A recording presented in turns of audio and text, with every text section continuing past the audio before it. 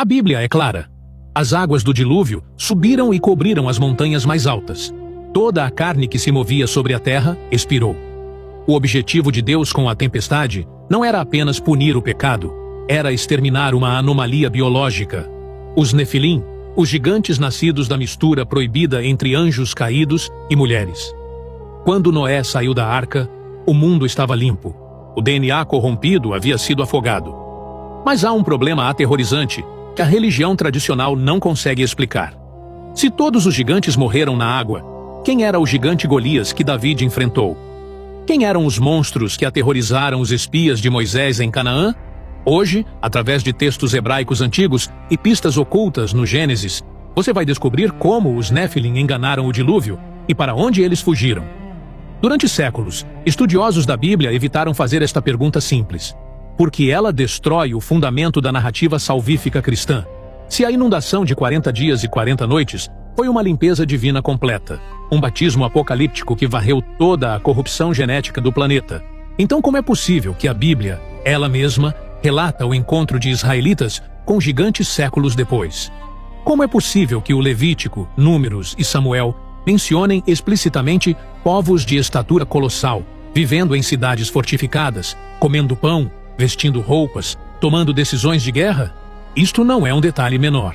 Isto não é uma inconsistência que podemos ignorar com um comentário teológico apressado. Isto é um abismo lógico no qual toda a cosmologia bíblica ameaça desaparecer. E para piorar, os textos hebraicos antigos, aqueles que precedem a Torá compilada que conhecemos hoje, contêm pistas que sugerem algo muito mais perturbador. Os Nefilim não apenas sobreviveram à fúria de Deus, eles planejaram sobreviver. Eles tinham um plano. Comecemos pelo começo. Não pelo Gênesis que você conhece, mas pelo Gênesis que os escribas hebraicos conheciam. A passagem mais importante, mais perturbadora, está em Gênesis 6, versículos 1 a 4. Leia com cuidado.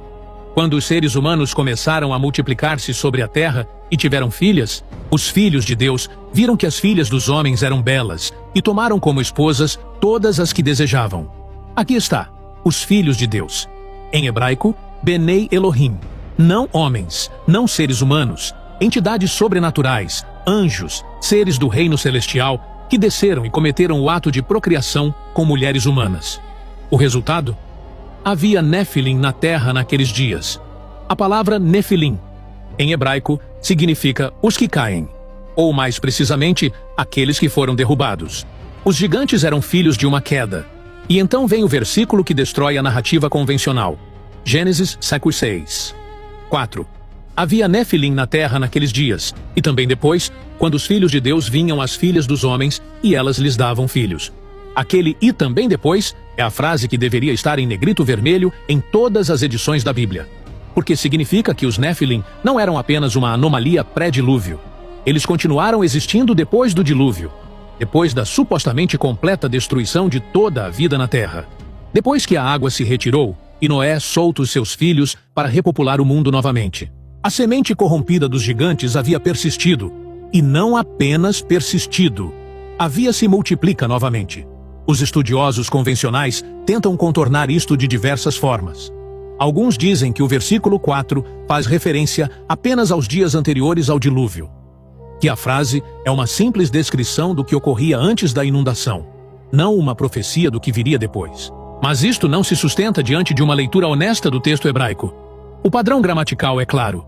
Havia Nefilim, e também depois.